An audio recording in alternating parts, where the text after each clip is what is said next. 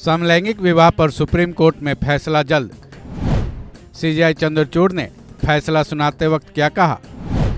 समलैंगिक विवाह को कानूनी मान्यता मिलेगी या नहीं? समलैंगिक विवाह को कानूनी मान्यता दी जाए या नहीं, सुप्रीम कोर्ट रिजर्व रखे गए इसके फैसले को आज सुनाने वाली है। सुप्रीम कोर्ट में 5 जजों की पीठ अपने फैसले पढ़ रही है। सबसे पहले सीजेआई चंद्रचूड़ ने अपना फैसला पढ़ा। उन्होंने कई सारे तर्क देते हुए केंद्र सरकार को समलैंगिक कपल को अधिकार देने का आदेश दिया।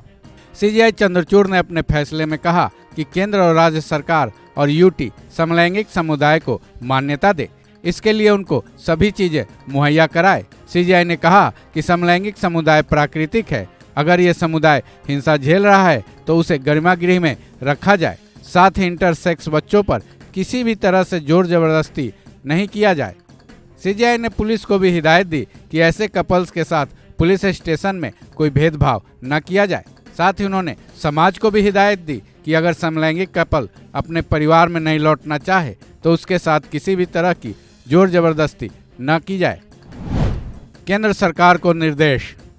साथ ही सीजेआई चंद्रचूड़ ने अपने फैसले में आर्टिकल 32 के तहत कई निर्देश भी दिए। उन्होंने केंद्र सरकार को निर्देश दिया कि इसके लिए कैबिनेट सचिव के नेतृत्व में एक कमेटी बनाई जाए।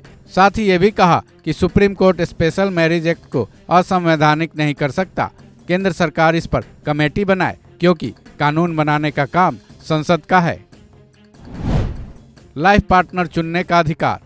सीजेआई ने कहा कि इस मामले में कुछ 4 फैसले हैं, जिनमें से कुछ सहमति के हैं और कुछ असहमति के। सीजेआई ने कहा कि कोर्ट कानून नहीं बना सकता है, लेकिन कानून की व्याख्या कर सकता है। सीजेआई चंद्रचूड़ ने कहा कि ये कहना सही नहीं है कि सेम सेक्स केवल शहरी इलाकों तक ही सीमित है।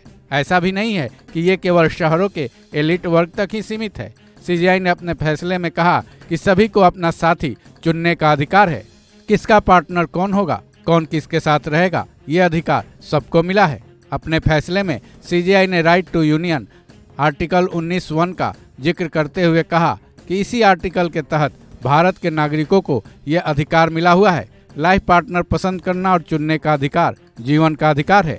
सीजेआई ने कहा कि पार्टनर चुनने का अधिकार लाइफ के सबसे खास फैसलों में से एक है। बच्चा गोद लेने का अधिकार।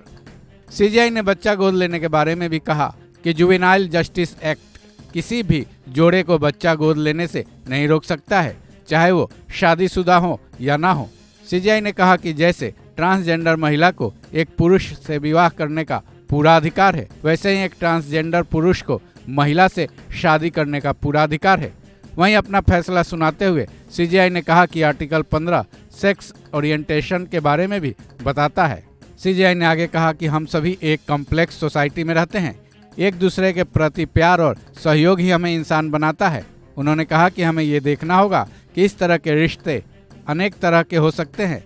अपना फैसला सुनाते वक्त सीजेआई चंद्रचूड़ ने संविधान के भाग 4 का भी जिक्र किया। स्पेशल मैरिज एक्ट का जिक्र। सीजेआई चंद्रचूड़ ने अपने फैसले में कहा कि स्पेशल मैरिज एक्ट के सेक्शन 4 को असंवैधानिक बताया जाता है तो इसका उद्देश्य ही खत्म हो जाएगा। वहीं सीजेआई ने यह भी कहा कि सेम सेक्स मैरिज को मौलिक अधिकार के रूप में मान्यता नहीं दी जा सकती है, क्योंकि शादी मूलभूत नहीं होता। साथ ही इसके रूल्स की भी दुविधा होगी। उन्होंने कहा कि अगर सकारात्मक बदलाव नहीं किए गए तो इसके संवैधानिक अधिकार पर असर पड़ेगा।